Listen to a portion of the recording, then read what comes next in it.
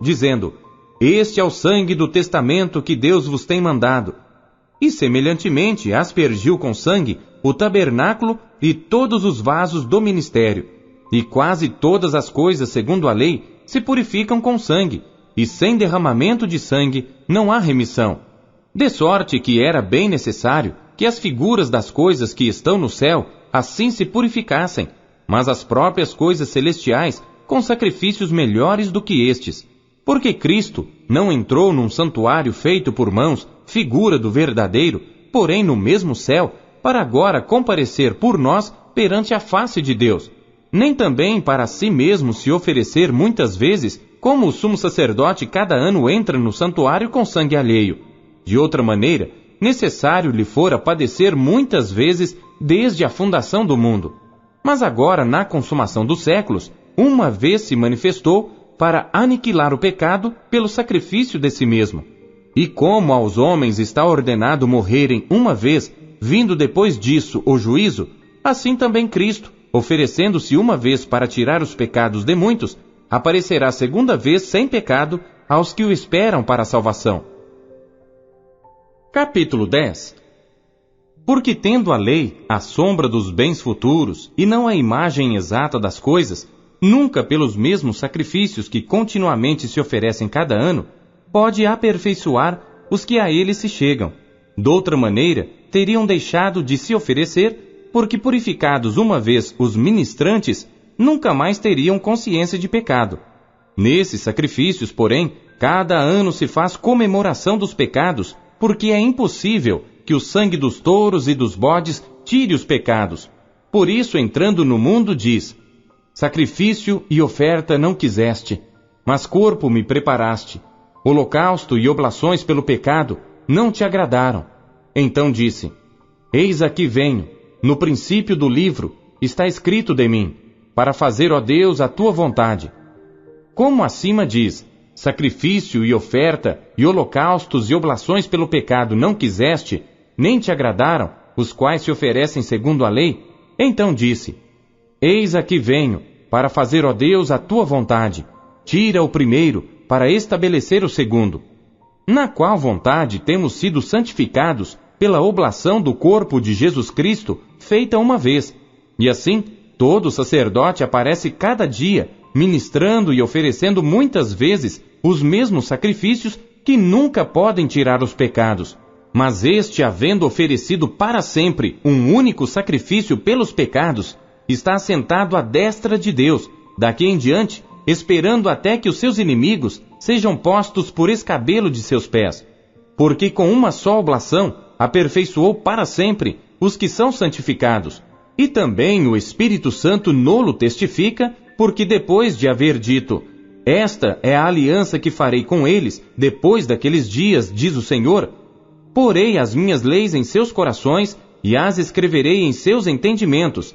Acrescenta: E jamais me lembrarei de seus pecados e de suas iniquidades. Ora, onde há remissão destes, não há mais oblação pelo pecado. Tendo, pois, irmãos, ousadia para entrar no santuário pelo sangue de Jesus, pelo novo e vivo caminho que ele nos consagrou pelo véu, isto é, pela sua carne, e tendo um grande sacerdote sobre a casa de Deus, cheguemo-nos com verdadeiro coração, em inteira certeza de fé, tendo os corações purificados da má consciência e o corpo lavado com água limpa, retenhamos firmes a confissão da nossa esperança, porque fiel é o que prometeu. E consideremo-nos uns aos outros para nos estimularmos ao amor e às boas obras, não deixando a nossa congregação, como é costume de alguns, antes admoestando-nos uns aos outros, e tanto mais quanto vedes que se vai aproximando aquele dia. Porque se pecarmos voluntariamente depois de termos recebido o conhecimento da verdade, já não resta mais sacrifício pelos pecados, mas uma certa expectação horrível de juízo e ardor de fogo que há de devorar os adversários. Quebrantando alguém a lei de Moisés, morre sem misericórdia, só pela palavra de 2 ou 3 testemunhas. De quanto maior castigo cuidais vós, será julgado merecedor aquele que pisar o Filho de Deus e tiver por profano o sangue da aliança com que foi santificado e fizer agravo ao Espírito da graça? Porque bem conhecemos aquele que disse: minha é a vingança, eu darei a recompensa, diz o Senhor. E outra vez, o Senhor julgará o seu povo. Horrenda coisa é cair nas mãos do Deus vivo. Lembrai-vos, porém, dos dias passados em que, depois de serdes iluminados, suportastes grande combate de aflições. Em parte fostes feitos espetáculo com vitupérios e tribulações, e em parte fostes participantes com os que assim foram tratados.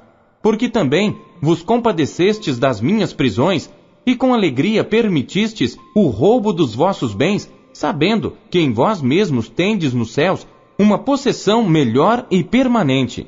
Não rejeiteis, pois, a vossa confiança, que tem grande e avultado galardão, porque necessitais de paciência, para que depois de haverdes feito a vontade de Deus, possais alcançar a promessa. Porque ainda um pouquinho de tempo, e o que há de vir virá, e não tardará. Mas o justo viverá da fé. E se ele recuar, a minha alma não tem prazer nele. Nós, porém, não somos daqueles que se retiram para a perdição, mas daqueles que creem para a conservação da alma. Capítulo 11. Ora, a fé é o firme fundamento das coisas que se esperam e a prova das coisas que se não veem, porque por ela os antigos alcançaram testemunho. Pela fé, entendemos que os mundos pela palavra de Deus foram criados, de maneira que aquilo que se vê não foi feito do que é aparente. Pela fé, Abel ofereceu a Deus maior sacrifício do que Caim, pelo qual alcançou testemunho de que era justo, dando Deus testemunho dos seus dons, e por ela, depois de morto, ainda fala. Pela fé, Enoque foi trasladado para não ver a morte, e não foi achado, porque Deus o trasladara. Visto como antes da sua trasladação, alcançou testemunho de que agradara a Deus. Ora, sem fé é impossível agradar-lhe, porque é necessário que aquele que se aproxima de Deus creia que ele existe e que é galardoador dos que o buscam. Pela fé, Noé, divinamente avisado das coisas que ainda não se viam, temeu e, para a salvação da sua família, preparou a arca, pela qual condenou o mundo e foi feito herdeiro da justiça que é segundo a fé. Pela fé, Abraão, sendo chamado, obedeceu, indo para um lugar que havia de receber por herança, e saiu sem saber para onde ia. Pela fé, habitou na terra da promessa, como em terra alheia, morando em cabanas com Isaque e Jacó, herdeiros com ele da mesma promessa, porque esperava a cidade que tem fundamentos, da qual o artífice e construtor é Deus. Pela fé também a mesma Sara recebeu a virtude de conceber e deu à luz já fora da idade, porquanto teve por fiel aquele que lhe tinha prometido. Por isso também de um, e esse já amortecido, descenderam tantos em multidão como as estrelas do céu e como a areia inumerável que está na praia do mar. Todos estes morreram na fé, sem terem recebido as promessas, mas vendo-as de longe e crendo-as e abraçando-as, confessaram que eram estrangeiros e peregrinos na terra. Porque os que isto dizem claramente mostram que buscam uma pátria. E se na verdade se lembrassem daquela de onde haviam saído, teriam oportunidade de tornar. Mas agora desejam uma melhor, isto é, a celestial. Por isso também Deus não se envergonha deles de se chamar seu Deus, porque já lhes preparou uma cidade. Pela fé, ofereceu Abraão a Isaque quando foi provado. Sim, aquele que recebera as promessas ofereceu o seu unigênito, sendo-lhe dito: em Isaque será chamada a tua descendência. Considerou que Deus era poderoso para até dentre os mortos o ressuscitar. E daí também, em figura, ele o recobrou. Pela fé, Isaque abençoou Jacó e Esaú no tocante às coisas futuras. Pela fé, Jacó, próximo da morte, abençoou cada um dos filhos de José e adorou encostado à ponta do seu bordão. Pela fé, José, próximo da morte, fez menção da saída dos filhos de Israel e deu ordem acerca de seus ossos. Pela fé, Moisés, já nascido, foi escondido 3 meses por seus pais, porque viram que era um menino formoso, e não temeram o mandamento do rei. Pela fé, Moisés, sendo já grande, recusou ser chamado filho da filha de Faraó, escolhendo antes ser maltratado com o povo de Deus do que por um pouco de tempo ter o gozo do pecado, tendo por maiores riquezas o vitupério de Cristo do que os tesouros do Egito, porque tinha em vista a recompensa. Pela fé deixou o Egito, não temendo a ira do rei, porque ficou firme, como vendo o invisível. Pela fé celebrou a Páscoa e a aspersão do sangue, para que o destruidor dos primogênitos lhes não tocasse. Pela fé passaram o Mar Vermelho, como por terra seca, o que intentando os egípcios se afogaram. Pela fé caíram os muros de Jericó, sendo rodeados durante 7 dias. Pela fé Raabe, a meretriz, não pereceu com os incrédulos, acolhendo em paz os espias. E que mais direi?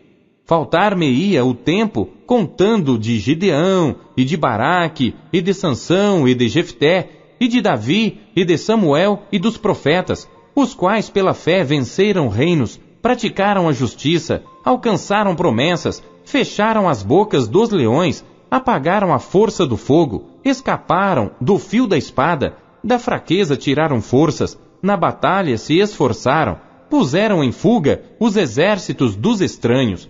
As mulheres receberam pela ressurreição os seus mortos. Uns foram torturados, não aceitando o seu livramento, para alcançarem uma melhor ressurreição.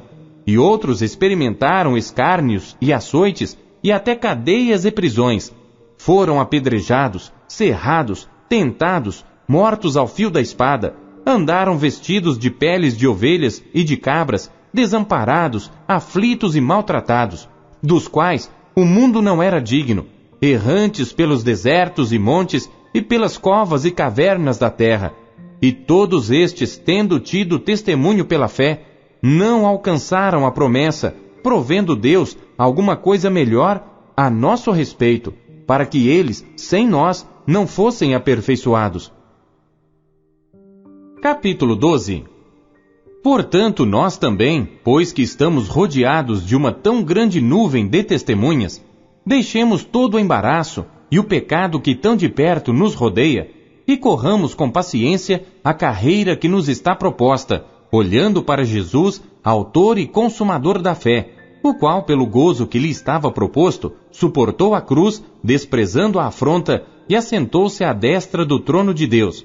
Considerai, pois, aquele que suportou tais contradições dos pecadores contra si mesmo, para que não enfraqueçais, desfalecendo em vossos ânimos. Ainda não resististes até ao sangue, combatendo contra o pecado. E já vos esquecestes da exortação que argumenta convosco como filhos? Filho meu, não desprezes a correção do Senhor, e não desmaies quando por ele fores repreendido, porque o Senhor corrige o que ama, e açoita a qualquer que recebe por filho. Se suportais a correção, Deus vos trata como filhos, porque que filho há a quem o pai não corrija? Mas se estáis sem disciplina, da qual todos são feitos participantes, sois então bastardos e não filhos. Além do que, tivemos nossos pais segundo a carne, para nos corrigirem, e nós os reverenciamos. Não nos sujeitaremos muito mais ao Pai dos Espíritos para vivermos? Porque aqueles, na verdade, por um pouco de tempo, nos corrigiam como bem lhes parecia, mas este para nosso proveito, para sermos participantes da sua santidade. E, na verdade, toda a correção ao presente não parece ser de gozo, senão de tristeza, mas depois produz um fruto pacífico de justiça nos exercitados por ela. Portanto, tornai a levantar as mãos cansadas e os joelhos desconjuntados, e fazeis veredas direitas para os vossos pés, para que o que manqueja não se desvie inteiramente, antes seja sarado. Segui a paz com todos e a santificação, sem a qual ninguém verá o Senhor.